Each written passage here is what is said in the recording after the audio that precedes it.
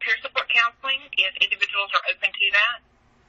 Karen is a certified peer support specialist. Okay. We offer spiritual counseling because we're faith-based harm reduction. Mm-hmm. And I am an ordained pastor. So, we don't push that, but if someone asks for it, then we certainly do offer that as well. Okay. And then we offer safer sex education and safer sex harm reduction supplies. Okay. And you do HIV and hepatitis testing? Yes. Okay. And then you do offer naloxone as well? Is what you said? Yes, we do. Okay. And what about substance use, like referral services? So if somebody said they want to get, buprenorphine or methadone. We are required by law to hand out referral sheets with every exchange that we make. Mm-hmm. So we have exchange sheets. We have referral sheets made up for each county, and then kind of a master sheet as well that lists referrals to substance abuse, mental health, counseling, STI testing beyond what we do, and then like numbers for public health, DHHS. Mm-hmm. Okay. And when you were determining what services you would offer, what factors did you consider? Well, HIV, Hep C, we already had an MOU to do testing with our local AIDS service organization because we were doing that prior to syringe exchange. Mm-hmm. So it made sense to carry that over.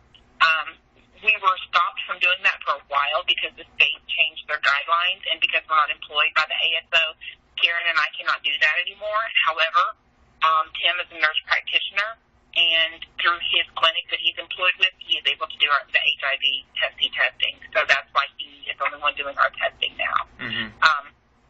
So we would all be doing the testing because we're qualified, we're certified to do it, but because of the state guidelines, we're not allowed to do it.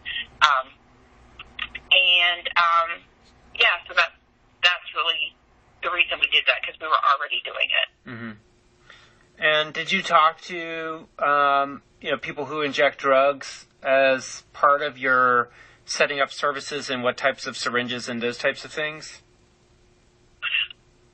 We've done that after we were already going. We didn't know, and because our syringes were donated to us for the first, until January of this year, all of our syringes have been donated. So we just had available what we had available. Okay. We would do, we do ask our folks, do you like shorts or longs? What gauge do you like? And then if we have those available, then, it's like Burger King, you can have it your way. But if not, then this is what we have. Do you want it? Right. Okay. And shifting a little bit to the legal policy space, so we already talked about the change in state law. What impacts, if any, have other changes in laws or regulations had on your program? And that could be federal, state, or local.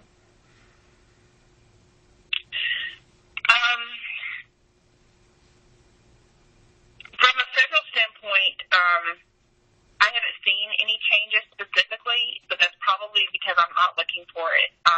We have folks through the Harm Reduction Coalition that keep tabs on the policies and laws that are out there right now. Mm-hmm. But quite frankly, that's not something that's in my focus.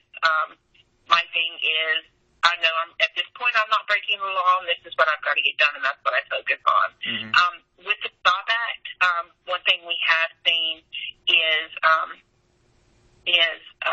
folks are beginning to scramble and beginning to panic, and that's North Carolina state law. Mm-hmm. People are panicked because their prescription medications are being cut off, and not everybody who is doing prescription meth, shooting prescription meth, has a connection with someone who sells mm-hmm. heroin or fentanyl, and so they're beginning to panic. And so we're seeing an increase. We even have folks ask us, do you know where we can get such and such? And of course, even if we did, we wouldn't share that information. Right. And any laws at the local level that have been a challenge? No. Okay. And if you were able to say this, I would like to change this law or this policy, what barriers does your program face that you would like to change if you could? What I would like to see of course, a release of restrictions on funding for injection supplies. That's huge. But I would also like to see mandatory funding designated for substance abuse and mental health counseling, especially for us in North Carolina because of the STOP Act. They've done all this great thing to try to get excessive opioid pills off the market, but there's nothing in place to help these folks titrate down and receive counseling and support for when their medications are decreased and eventually cut off. Which is going to, of course, increase the illicit heroin use.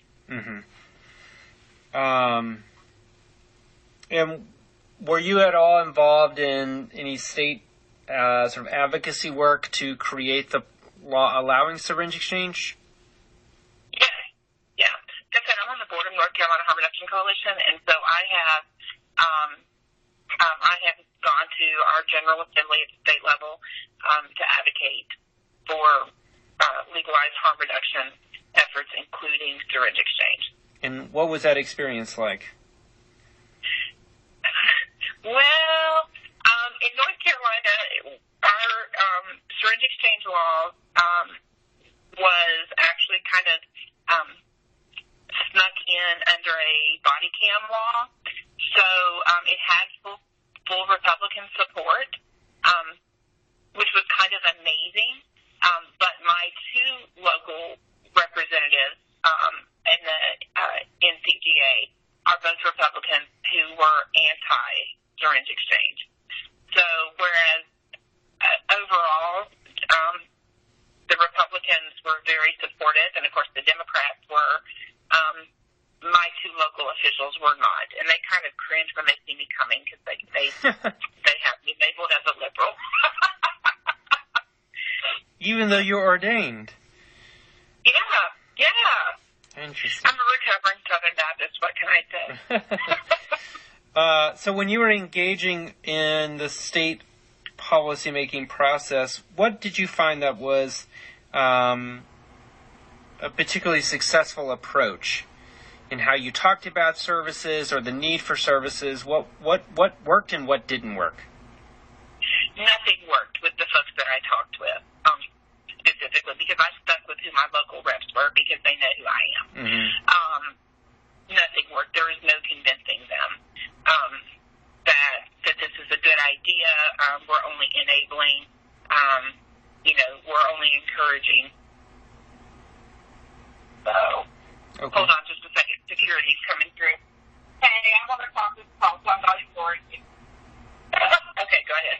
All right. So, through that process, who were the particular champions who carried it forward?